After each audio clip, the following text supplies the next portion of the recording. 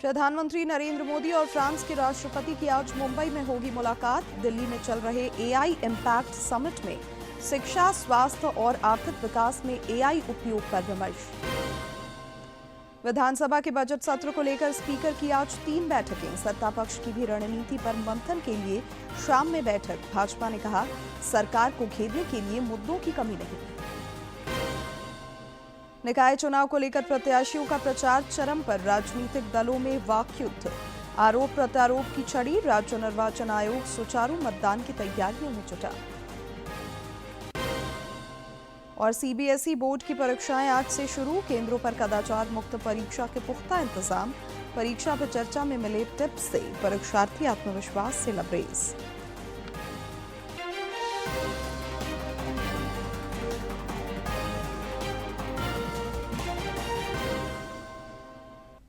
नमस्कार, खबरें झारखंड में आपका स्वागत है। मैं हूं शिवानी कुमारी और अब समाचार विस्तार से।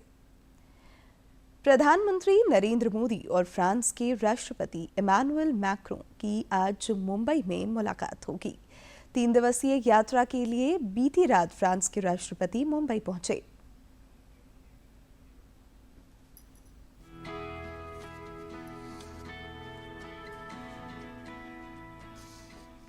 भारत और फ्रांस अब नवाचार में सहयोग के एक नए युग में प्रवेश करने जा रहे हैं। इसके लिए मुंबई में प्रधानमंत्री नरेंद्र मोदी और फ्रांस के राष्ट्रपति इमैनुअल मैक्रों संयुक्त रूप से भारत फ्रांस नवाचार वर्ष 2026 के शुरुआत की घोषणा करेंगे। मुंबई में फ्रांस के राष्ट्रपति इमैनुअल मैक्रों और प्रधानमंत्री नरेंद्र मोदी इसकी शुरुआत करेंगे। यह भारत फ्रांस रणनीतिक साझेदारी में एक नया आयाम जोड़ेगा। 2023 में प्रधानमंत्री नरेंद्र मोदी की फ्रांस यात्रा के दौरान दोनों देशों के बीच होराइजन 2047 रोड मैप की घोषणा हुई थी और इस साल मनाया जाने वाला भारत फ्रांस नवाचार वर्ष उसी की कड़ी होगी। इसके तहत रक्षा, अंतरिक्ष, असैन्य, परमाणु ऊर्जा, जलवायु, डिजिटल तकनीक और उभरते क्षेत्रों में नवाचार को बढ़ावा देने के लिए साल भर कार्यक्रम चलाए जाएंगे, जो युवा वर्ग में विशेष जागरूकता और प्रेरणा पैदा करेगा।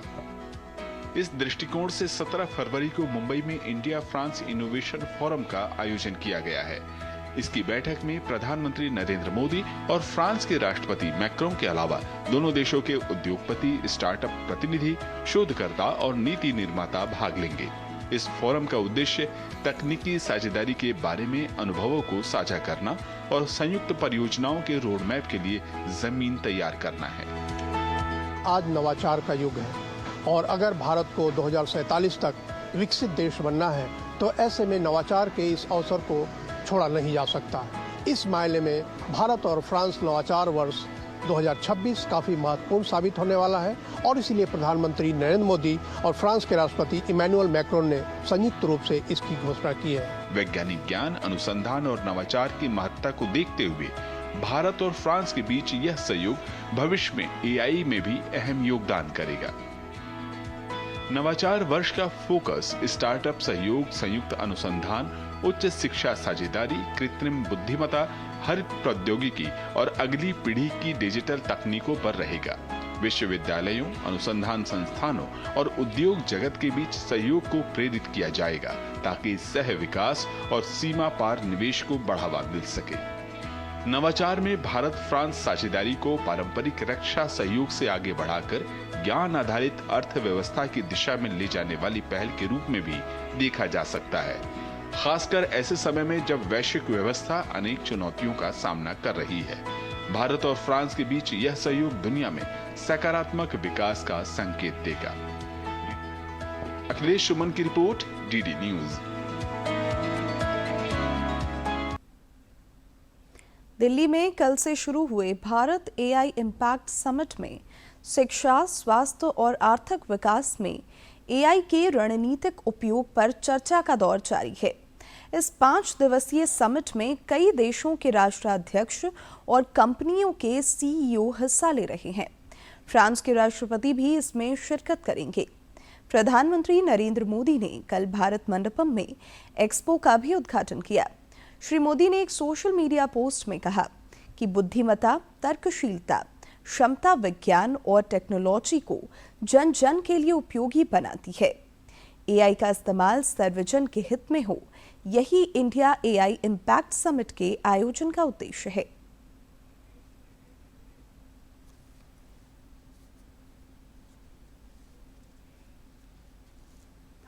कई अन्य सत्रों का भी आयोजन किया जाएगा। इनमें से एक है इनोवेशन टू इम्पैक्ट, जिसमें केंद्रीय मंत्री अनुप्रिया पटेल अपना विचार रखेंगी। From AI innovation to the nation building सत्र का भी आयोजन किया जाएगा। From algorithms to outcomes building AI that works for people सत्र में प्रतिभागी अपने विचार रखेंगे। विश्व स्वास्थ्य संगठन के अधीन responsible AI for health governance implementation and investment considerations सत्र का भी आयोजन किया जाएगा। इसमें गेट्स फाउंडेशन के उपनिदेशक सुनीता कृष्णन सहित कई प्रतिनिधि हिस्सा लेंगे। इसके अलावा एआई अपनाने की पहल के तहत एआई को काम में लाना, तेजी से अपनाने के माध्यम से उत्पादकता की चुनौती का समाधान शीर्षक से भी एक सत्र का आयोजन किया जाएगा। साथ ही एआई इम्पैक्ट एक्सपो में बिहार राज्य के पेविलियन का उद्घाटन भी किया जाएगा। झारखंड विधानसभा का बजट सत्र कल से शुरू हो रहा है, जो 19 मार्च तक चलेगा। पहले दिन राज्यपाल संतोष कुमार गंगवार का सदन में अभिभाषण होगा। 24 फरवरी को वित्त मंत्री राधाकृष्ण किशोर अगले वित्तीय वर्ष का वार्षिक बजट पेश करेंगे। इधर सदन के सुचारू संचालन को लेकर विधानसभा अध्यक्ष रविंद्रनाथ महतो विभिन्न बैठकों में शामिल हो रहे हैं। अधिकारियों के साथ बैठक के बाद वे विधायक दल के नेताओं के साथ अपने कार्यालय कक्ष में बैठक करेंगे। इसके पश्चात पत्रकार दीर्घा समिति की बैठक होनी है। विधानसभा के बजट सत्र में सभी दल बेहतर रणनीति के साथ शामिल होने को तैयार हैं। इस सिलसिले में आज रांची में सत्ता पक्ष के विधायकों की बैठक होनी है। मुख्यमंत्री हेमंत सोरेन की मौजूदगी में होने वाली इस बैठक में सदन में इंडी गठबंधन की रणनीति पर विचार विमर्श होने की संभावना है। इधर भाजपा और अन्य विपक्षी दल सदन में सरकार को विभिन्न ज्वलंत मुद्दों पर घेरने की तैयारी में है। भाजपा के प्रदेश प्रवक्ता प्रतुलनाथ शाहदेव ने कहा है कि सरकार को घेरने के लिए विपक्ष के पास मुद्दों की कोई कमी नहीं है। विधि व्यवस्था के फ्रंट पर सरकार नाकाम साबित हुई है। सरकार का डिलीवरी मैकेनिज्म भी पूरी तरह ठप पड़ा है। भ्रष्टाचार भी राज्य में चरम पर है, जिससे लोग त्रस्त हैं। विपक्ष इन सारे मुद्दों और सवालों पर सरकार से सदन में जवाब तलब करेगा। मुख्यमंत्री हेमंत सोरेन से गिरिडीह के उपायुक्त रामनिवास यादव ने सीएम आवासीय कार्यालय में कल मुलाकात की। इस दौरान उन्होंने 20 फरवरी को गिरिडीह में आयोजित होने वाले मरांग बुरू जुग जाहिर बाहा बोंगा समारोह में मुख्यमंत्री को शामिल होने का न्योता दिया। श्री सोरेन ने आमंत्रण को स्वीकार करते हुए सहमति प्रदान की तथा गिरिडीहवासियों को शुभकामनाएं दी। राज्य में निकाय चुनाव की गहमागहमी तेज है और प्रत्याशी वोटरों को लुभाने के लिए प्रचार वार में जुटे हैं। उम्मीदवारों ने जनसंपर्क अभियान भी तेज कर दिया है। झामुमो, कांग्रेस और भाजपा जैसी पार्टियां समर्थित उम्मीदवारों के पक्ष में माहौल बनाने में जुटी हैं। राजनीति का पारा भी लगातार चढ़ता जा रहा है और वाक युद्ध तेज है। चुनावी मैदान में दावों और वादों के साथ आरोपों और प्रत्यारोपों की छड़ी लगी है। राज्य निर्वाचन आयोग द्वारा तय कार्यक्रमों के अनुसार निकाय चुनाव की वोटिंग 23 को और मतगणना 27 फरवरी को होगी। निष्पक्ष चुनाव को लेकर सभी जिलों में प्रशासनिक तैयारियां जोरों पर हैं। पश्चिमी सिंहभूम जिले के चाईबासा नगर परिषद के लिए चुनाव प्रक्रिया जारी है। परिषद के 21 वार्डों में मतदान की तैयारियां पूरी कर ली गई हैं। अध्यक्ष पद के लिए कई उम्मीदवार चुनाव मैदान में हैं। इस बार चुनाव गैर दलीय आधार पर हो रहा है, जिससे मुकाबला रोचक माना जा रहा है। चाईबासा नगर परिषद में कुल 21 वार्ड हैं और 38 मतदान केंद्र बनाए गए हैं। यहाँ कुल 36,344 मतदाता हैं, जिनमें 18,157 पुरुष और 18,000 187 महिला मतदाता शामिल हैं। अध्यक्ष पद के लिए कुल 9 उम्मीदवार मैदान में हैं। प्रमुख नामों में भाजपा समर्थित रमेश घिरवाल, झामुमो समर्थित नितिन प्रकाश और कांग्रेस समर्थित राधा मोहन बैनर्जी शामिल है। त्वरित सफाई, पूरी सफाई की व्यवस्था। दूसरा, सिंगल विंडो, जिसमें कि नगर पालिका में एक साथ एक खिड़की बनेगी और एक सारे समस्या का निपटारा के लिए एक वो काम करने है। दूसरा, मोहल्ला क्लिनिक, मोहल्ला लाइब्रेरी और सामुदायिक भवन और तालाबों का निर्माण, बस स्टैंड और सब्जी मंडी, सारे समस्याओं का समाधान। एक साल से हम लोग मैंने आते के साथ, जनता के साथ और आशीर्वाद से आए तो तुरंत में एकदम काम कर। झारखंड मुक्ति मोर्चा समर्थित उम्मीदवार नितिन प्रकाश का जुड़ाव व्यापारिक पृष्ठभूमि से रहा है। उनका कहना है कि शहर की सबसे बड़ी जरूरत बुनियादी सुविधाओं को दुरुस्त करना है। नालियों का जो कहीं कहीं अधूरा निर्माण है, उस नालियों को पूरा निर्माण कराना है और जोड़ा तालाब, मंगला हाट का सुंदरीकरण कराना है और सरकारी और प्राइवेट बस स्टैंड मिलाकर के जो बस स्टैंड बनना है, उसको बस स्टैंड का भी काम में तेजी लाना है। चुनाव में स्वतंत्र उम्मीदवार भी अपनी भागीदारी पेश कर रहे हैं। स्वतंत्र उम्मीदवार अनुप कुमार सुल्तानिया का कहना है कि उनका प्रयास शहर में ट्रैफिक की समस्या को दूर करना होगा।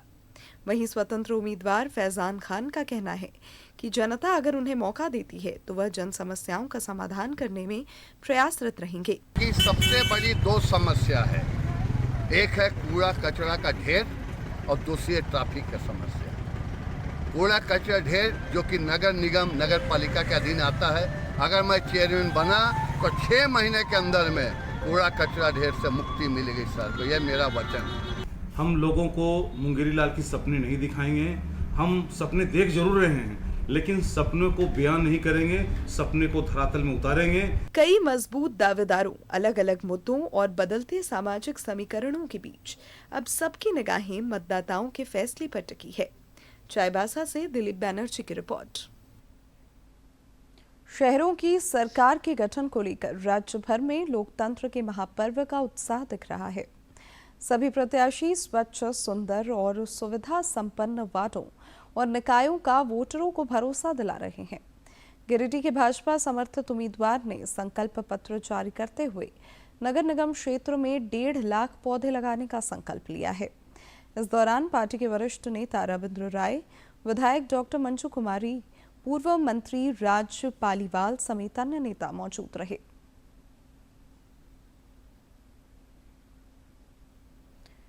व्यवस्था से हर गरीब को घर तक चिकित्सा सुविधा पहुंचाना और कानून व्यवस्था को सुदृढ़ करना, यहाँ की चौक चौराहे को आधुनिक यंत्रों से लैस करेंगे, अपराध मुक्त करेंगे, जो जर्जर व्यवस्था ट्रैफिक की उसको समाप्त करेंगे। एक नए युग में गिरिडीह का प्रवेश हो। डॉक्टर शैलेंद्र चौधरी के नेतृत्व में यह सब प्रयास होगा, यह संकल्प आज व्यक्त किया गया है। रांची स्थित सरला बिरला विश्वविद्यालय एसबीओ का 3य दीक्षांत समारोह कल आयोजित होगा, जिसमें राज्यपाल संतोष कुमार गंगवार शिरकत करेंगे। दीक्षांत समारोह में सफल विद्यार्थियों को डिग्रियां सौंपी जाएंगी। एसबीओ के महानिदेशक प्रोफेसर गोपाल पाठक एवं कुलपति प्रोफेसर सी जगन्नाथन ने मीडिया को बताया कि इस दौरान इसरो के chairman doctor V Narayanan, DRDO के महानिदेशक डॉक्टर बीके दास, राज्यसभा सांसद गोविंद भाई ढोलकिया एवं तीरंदाजी कोच पद्मश्री पूर्णिमा महतो भी मौजूद रहेंगी। उन्हें विश्वविद्यालय द्वारा मानद डॉक्टरेट की उपाधि प्रदान की जाएगी। कार्यक्रम में राज्यसभा सांसद डॉक्टर प्रदीप कुमार वर्मा की भी उपस्थिति रहेगी। इधर बिहार के राज्यपाल आरिफ मोहम्मद खान की उपस्थिति में ऊषा मार्टन विश्वविद्यालय का कल 3य दीक्षांत समारोह संपन्न हुआ। इस अवसर पर कुल 1191 विद्यार्थियों को उपाधियां प्रदान की गई, जिनमें 19 पीएचडी शोधार्थी भी शामिल रहे। समारोह में स्वर्ण और रजत पदक विजेताओं को भी सम्मानित किया गया। इस दौरान राज्यसभा के उपसभापति हरिवंश को पत्रकारिता और सार्वजनिक जीवन में योगदान के लिए मानद उपाधि से सम्मानित किया गया। अपने संबोधन में बिहार के राज्यपाल ने कहा कि शिक्षा केवल डिग्री नहीं बल्कि संवेदनशील और जिम्मेदार नागरिक बनाने का माध्यम है।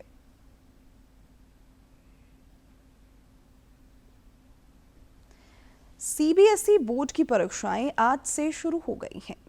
रांची में भी विभिन्न परीक्षा केंद्रों पर कदाचार मुक्त वातावरण में परीक्षा हुई। पहली पाली में 10वीं की गणित विषय की परीक्षा हुई, जबकि 12वीं के विद्यार्थियों ने बायोटेक्नोलॉजी और एंटरप्रेन्योरशिप की परीक्षा दी। केंद्रों में प्रवेश के पहले परीक्षार्थी प्रधानमंत्री नरेंद्र मोदी के लोकप्रिय कार्यक्रम परीक्षा पे चर्चा में मिले टिप्स की वजह से आत्मविश्वास से लबरेज नजर आए। अभिभावक भी बेहतर परीक्षा परिणाम को लेकर आशान्वित दिखे।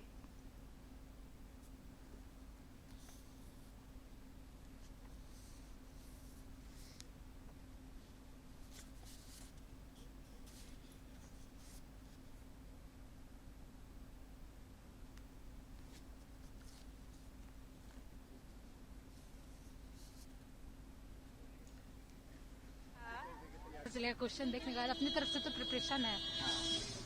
तैयारी तो बहुत अच्छी है, सब कर लिए हैं, बस वही थोड़ा फार्मूला रिवाइज कर रहे थे, फार्मूला है सब बहुत अच्छी तैयारी। बस क्वेश्चन पेपर देखते हैं कैसे आता है, टफ आ जाए मॉडरेट आ जाए कोई। आज अच्छा है, सब हो गया है, सिलेबस कंप्लीट है। हाँ, मेरी बेटी इस बार 10th दे रही है एंड आई एम 100% श्योर कि वो अच्छा करेगी। She will rock and she will get the good percentage. Thank you. और कुछ रांची जिले में शिक्षा का अधिकार अधिनियम के तहत 1176 आर्थिक रूप से कमजोर बच्चों का नामांकन निजी स्कूलों में किया जाएगा। उपायुक्त मंजुनाथ भजंत्री ने इस प्रक्रिया का शुभारंभ करते हुए कहा कि हर बच्चे को गुणवत्तापूर्ण शिक्षा का समान अवसर मिलना चाहिए। आरटीई के तहत आवेदन 16 फरवरी से 15 मार्च तक आधिकारिक वेबसाइट पर ऑनलाइन भरे जा सकेंगे। दस्तावेज सत्यापन के बाद 28 मार्च को लॉटरी के जरिए चयन सूची जारी की जाएगी। वहीं सीएम स्कूल ऑफ एक्सीलेंस में भी 24 फरवरी तक नामांकन के लिए आवेदन लिए जा रहे हैं।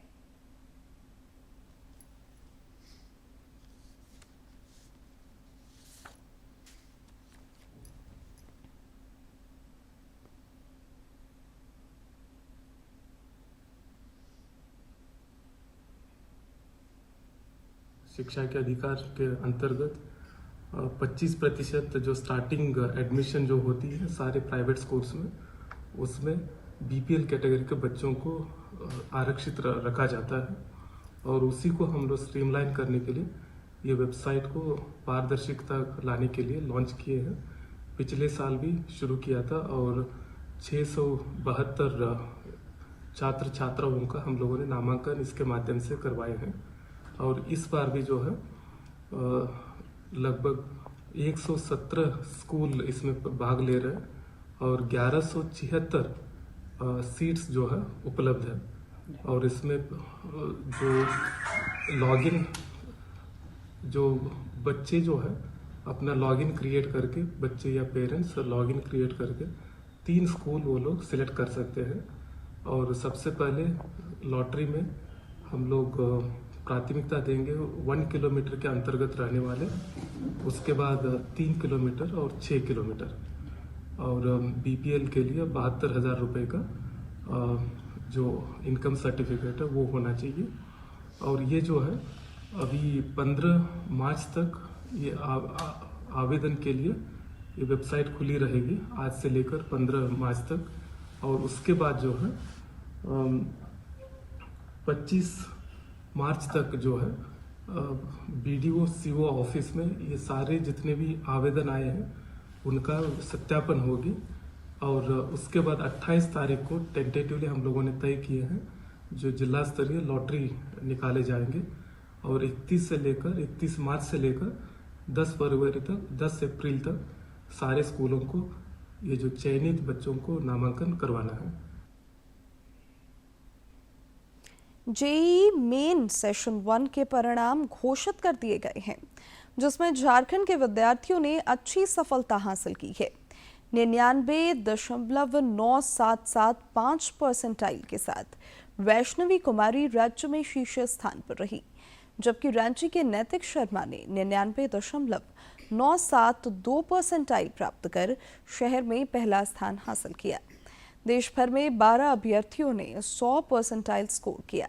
हालांकि झारखंड से कोई छात्र इस सूची में शामिल नहीं है।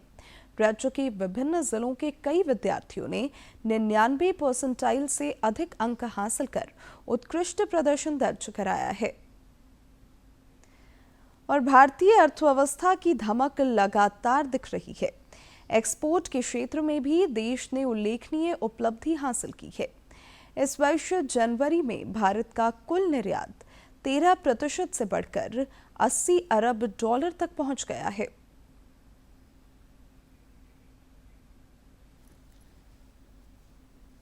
पिछले वर्ष इसी महीने में कुल निर्यात 71 अरब डॉलर था। वहीं कुल आयात में 19% की वृद्धि दर्ज की गई, जो बढ़कर 9 अरब डॉलर हो गई है। वाणिज्य मंत्रालय के अनुसार बढ़ते आयात के कारण व्यापार घाटा भी बढ़कर 10 अरब डॉलर पर पहुंच गया है, जो पिछले वर्ष की तुलना में लगभग 2 गुना है।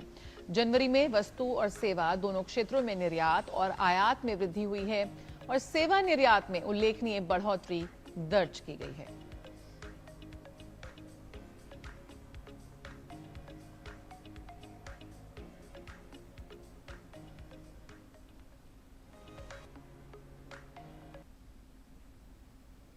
हजारीबाग जिले के पद्मा प्रखंड की एक महिला किसान आज आत्मनिर्भरता की नई मिसाल बन चुकी है। पंचायत बिहारी के ग्राम बुंडू की रहने वाली सुनीता देवी ने कुसुम योजना के तहत मिले सोलर पंप से अपनी खेती को नई दिशा दी है। कभी सिंचाई की कमी से जूझने वाली सुनीता आज न केवल बेहतर उत्पादन कर रही हैं, बल्कि अन्य ग्रामीणों को भी रोजगार दे रही हैं। सुनीता देवी अब लगभग 3 एकड़ जमीन पर टमाटर, मिर्च, गोभी, गेहूं सहित कई प्रकार की फसलें और सब्जियां उगा रही हैं। नियमित सिंचाई और बेहतर खेती तकनीक से उन्हें स्थायी और अच्छी आमदनी मिल रही है। बहुत कठिनाई का सामना करना पड़ता था। पहले हम लोग को खेतीबाड़ी करने में बहुत दिक्कत होती थी। डीजल भरने के लिए हम लोग के पास पैसा नहीं होता था। समय से हम लोग बाल बच्चे को पढ़ा नहीं पाते थे और सही ढंग से हम लोग खेतीबाड़ी नहीं कर पाते थे। पानी पटवन करने में बहुत दिक्कत होती थी। अंदर में 3 एकड़ का खेती कर रही हूँ यहाँ पे। इसमें मिर्ची, टमाटर, तेलहन का सामान हो गया, सब्जी, आलू वगैरह, प्याज लगा रही हूँ। गेहूं का खेती कर रही हूँ और पटल लगाई हूँ। ये सब बागवानी भी इसके साथ साथ में कर रही हूँ। खेती में विस्तार के साथ ही रोजगार के अवसर भी बढ़े हैं। सुनीता देवी अपने पति के साथ मिलकर स्थानीय लोगों को खेतों में काम दे रही है, जिससे आसपास के ग्रामीणों को भी आय का स्रोत मिला है। कुसुम योजना के जरिए सौर ऊर्जा आधारित सिंचाई ने न केवल लागत घटाई है, बल्कि किसानों को आत्मनिर्भर बनने की राह भी दिखाई है। हम लोग यहाँ पर कम से कम 10-12 लोगों को रोजगार दिए हैं और रहने के लिए घर भी दिए हैं। रह भी रहा, खेती भी उन लोग भी हम लोग कर दे रहे हैं, उन लोग को रोजगार भी दिए हुए। काम करते हैं हम लोग, बगीचा में काम करते हैं, साग सब्जी लगाते हैं। सुनीता देवी दिया हुआ है। सुनीता देवी की सफलता यह साबित करती है कि सही योजना और संसाधन मिलने पर ग्रामीण किसान भी आत्मनिर्भर बन सकते हैं। कुसुम योजना किसानों के लिए ऊर्जा और समृद्धि का माध्यम बन रही है, जो गांव की अर्थव्यवस्था को नई मजबूती दे रही है। हजारीबाग से नितेश की रिपोर्ट। धनबाद के बरवड्डा थाना क्षेत्र में भीषण सड़क हादसे में एक की मौत हो गई, जबकि 2 गंभीर रूप से जख्मी हो गए।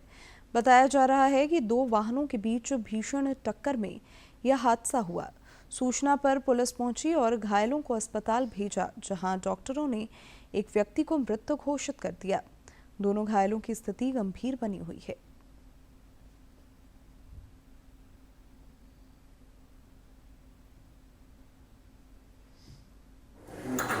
बस इसीलिए हो गया। लॉरी खड़ा हुआ था, पार्किंग वार्किंग नहीं थी। लॉरी गाड़ी तो 12 चक्का, उसमें पार्किंग लाइट नहीं दिया था। हम नहीं देख पाए, कोंदरा में जाए सीधा पूरा उसके पीछे लग गया। और अब कुछ खबर राज्य के विभिन्न जिलों से फटाफट अंदाज में।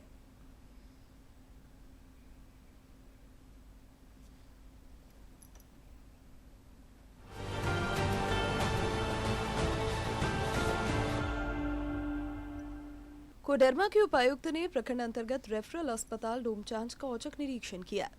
निरीक्षण के दौरान अस्पताल में उपलब्ध स्वास्थ्य सुविधाओं, चिकित्सकों एवं स्वास्थ्य कर्मियों की उपस्थिति, दवा वितरण, साफ सफाई तथा मरीजों को दी जा रही सेवाओं की गुणवत्ता की विस्तृत समीक्षा की। निरीक्षण के क्रम में उपायुक्त ने ओपीडी, इमरजेंसी वार्ड, प्रसूति कक्ष, दवा भंडार कक्ष और लैब की स्थिति का जायजा लिया। मरकच्चो प्रखंड अंतर्गत तेलिया मारण बिरहोर टोला में स्वास्थ्य विभाग द्वारा विशेष स्वास्थ्य शिविर का आयोजन किया गया। शिविर के माध्यम से स्थानीय ग्रामीणों, विशेषकर बिरहोर समुदाय के लोगों को निःशुल्क स्वास्थ्य जांच एवं उपचार की सुविधा प्रदान की गई। जिला कुष्ठ उन्मूलन कार्यक्रम के अंतर्गत रांची से Daniel foundation trust India DFIT की DPMR समन्वयक कामदेव बेसरा का कोडरमा जिला भ्रमण हुआ। दौरे के क्रम में उन्होंने जिला कुष्ठ कार्यालय पहुंचकर कुष्ठ उन्मूलन से संबंधित विभिन्न संचिकाओं, अभिलेखों और प्रगति प्रतिवेदनों का आकलन किया तथा कार्यक्रम के क्रियान्वयन की स्थिति की समीक्षा की। लोहरदगा में उप विकास आयुक्त दिलीप प्रताप सिंह शेखावत की अध्यक्षता में पंचायत कर गोइट कार्यक्रम आयोजित हुआ। इस कार्यक्रम में जिले में चल रहे मास ड्रग एडमिनिस्ट्रेशन के बारे में सभी मुखियाओं से चर्चा की गई और इसे सफल बनाने की अपील की गई। उप विकास आयुक्त ने इस अवसर पर कहा कि फाइलेरिया उन्मूलन के लिए 10 फरवरी से 25 फरवरी तक MDA कार्यक्रम जिले में चलाया जा रहा है। लोहरदगा जिले के कुरु प्रखंड में अनुमंडल पदाधिकारी की अध्यक्षता में एक महत्वपूर्ण बैठक आयोजित की गई। बैठक का मुख्य उद्देश्य फाइलेरिया उन्मूलन अभियान के अंतर्गत दवा सेवन में हो रहे रिफ्यूजल को समाप्त करना तथा समुदाय की सक्रिय भागीदारी सुनिश्चित करना था। आगामी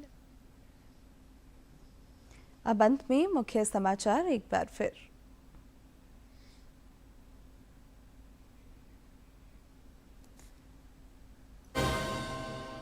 प्रधानमंत्री नरेंद्र मोदी और फ्रांस के राष्ट्रपति की आज मुंबई में होगी मुलाकात। दिल्ली में चल रहे AI इम्पैक्ट समिट में शिक्षा, स्वास्थ्य और आर्थिक विकास में AI उपयोग पर विमर्श। विधानसभा के बजट सत्र को लेकर स्पीकर की आज 3 बैठकें। सत्ता पक्ष की भी रणनीति पर मंथन के लिए शाम में बैठक। भाजपा ने कहा सरकार को घेरने के लिए मुद्दों की कमी नहीं। निकाय चुनाव को लेकर प्रत्याशियों का प्रचार चरम पर, राजनीतिक दलों में वाकयुद्ध। आरोप प्रत्यारोप की छड़ी, राज्य निर्वाचन आयोग सुचारू मतदान की तैयारियों में जुटा। और CBSE बोर्ड की परीक्षाएं आज से शुरू, केंद्रों पर कदाचार मुक्त परीक्षा के पुख्ता इंतजाम। परीक्षा पर चर्चा में मिले टिप्स से परीक्षार्थी आत्मविश्वास से लबरेज।